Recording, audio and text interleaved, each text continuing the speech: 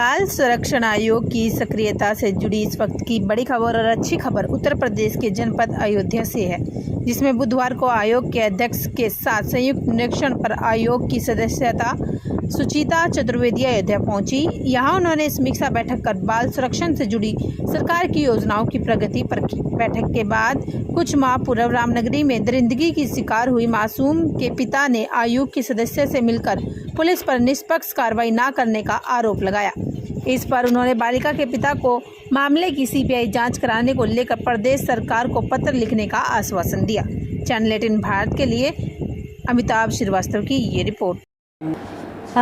ये पुलिस विभाग की जो ये कमी है कि उनको, चूँकि जैसे आज यहाँ पर बाल कल्याण अधिकारी, पुलिस बाल कल्याण अधिकारी को होना चाहिए था, लेकिन वो एक एसआई रैंक होती है, तो एसआई अपना थाना नहीं छोड़ता और वो किसी दूसरे व्यक्ति को ऐसी बैठकों में भेज देते हैं, और वो भी सेंसिटाइज नहीं होते कि अगर उनके पास कोई पीड़िता आई है तो सबसे पहले उनको सीडब्ल्यूसी के सामने प्रस्तुत करना है।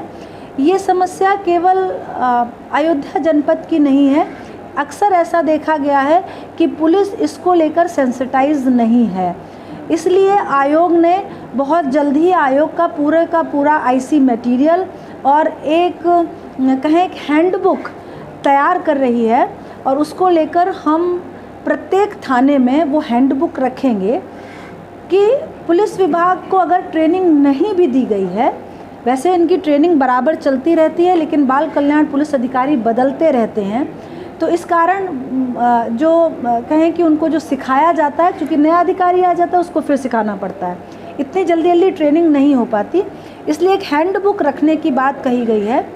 थाने को जो एक्ट कहता है उसके अनुसार सुसज्जित करने की बात कही गई है कि बच्चा अगर इस प्रकार का आएगा तो आपको उसको ऐसे डील करना है, ऐसे डील करना, ये सारी प्रक्रिया उसमें रहेगी। उसको पकड़वाया है, उसने चाहता बच्चे हमारे 50 थे, ये दोनों बच्चे। अच्छा चलिए, उसको अभी हम एसपी से बात कर रहे हैं। वीडियो वायरल हुआ था।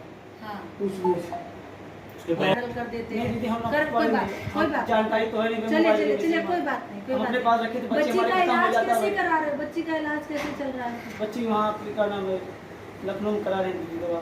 पैसा लग रहा है क्या? पैसा बाजार से दवा भी लेते हैं। कहाँ है? दिखाओ जरा। पर्चा नहीं ला दीदी, हम यहाँ आए थे, कचहरी में आए थे अभी इस समय। हाँ। बताते भैया पर्चा ले रखे, बस दिखा देते। अभी लड़की मेडिकल कॉलेज में है कि घर आ गई? घर पर है।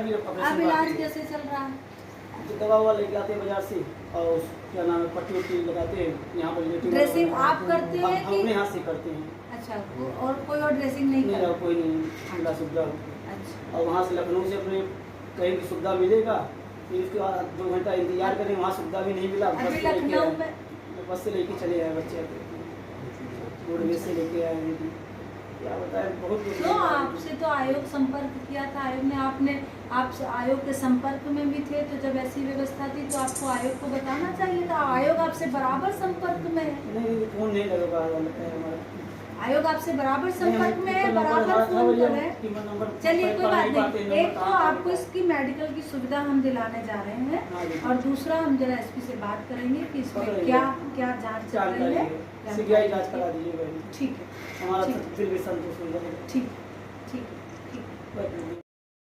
आपका बाल विकास पुष्टाहार, स्वास्थ्य विभाग और इसी प्रकार से श्रम विभाग, दिव्यांगजन, अल्पसंख्यक, ये सभी विभाग आज यहाँ पर मौजूद थे।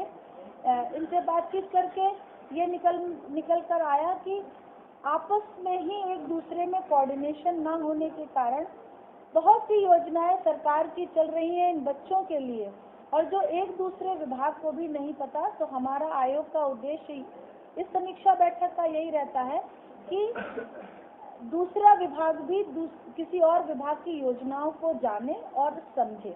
यहाँ बेसिक शिक्षा विभाग, जो कि आरटी पर काम, निगरानी आयोग का काम है, अतः उनको भी निर्देशित किया गया कि एक हेल्पलाइन नंबर जारी कराएं, जिससे कि आरटी का जो तीसरा चरण शेष है उस चरण में आगे अच्छा काम किया जा सके।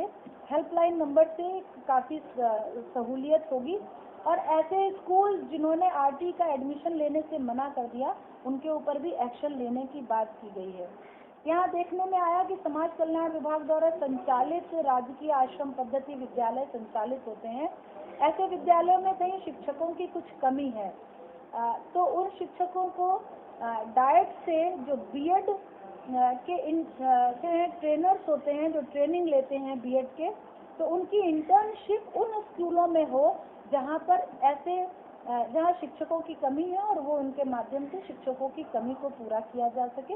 इस प्रकार के आदेश यहाँ पर किए गए। अति कुपोषित बच्चे, जैसा कि जानकारी प्राप्त हुई कि 584 बच्चे अति कुपोषित बच्चे चिन्हित किए गए हैं। एनआरसी में ऐसे 10 बच्चों को रखने की व्यवस्था होती है और ये बच्चे 14 दिन एनआरसी पर रखे जाते हैं। तो यहाँ पर अभी 584 में से 27 बच्चे ही एनआरसी तक पहुँच पाए हैं और यहाँ भी आईसीडीएस को भी ये निर्देश भी दिया गया है कि जो बच्चे एनआरसी पर किसी कारण से नहीं पहुँच पाते, उनके कुपोषण को दूर करने के लिए जन सहयोग लिया जाए और उन बच्चों के कुपोषण को दूर किया जाए। इस तरीके की चर्चा आज यहाँ पर हुई। समेकित शिक्षा और दिव्यांगजन विभाग, इनके बीच में कोऑर्डिनेशन नहीं पाया गया और जिसको कि कोऑर्डिनेशन बनाने के लिए आयोग ने कहा है। ये आज समीक्षा बैठक में है। बालिकाओं के साथ भी इस तरह के जो रेप संबंधी जो अपराध ज्यादा हो रहे हैं, जो केसेस ऐसे आए हैं जिसमें पुलिस का रोल काफी असंतोषजनक रहा कि वो पीड़िता के साथ रेप केस होने के बाद भी एक का बयान इमीडिएट नहीं कराती या फिर संबंधित विभाग को सूचना दे देती है।